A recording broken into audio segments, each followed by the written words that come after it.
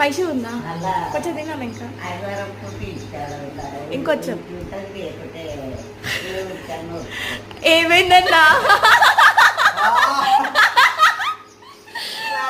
ఏమైందన్నా?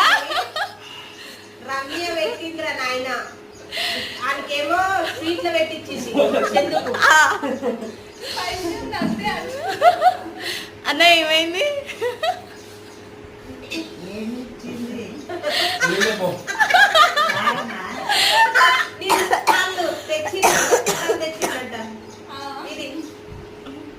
బాగుందా అన్న?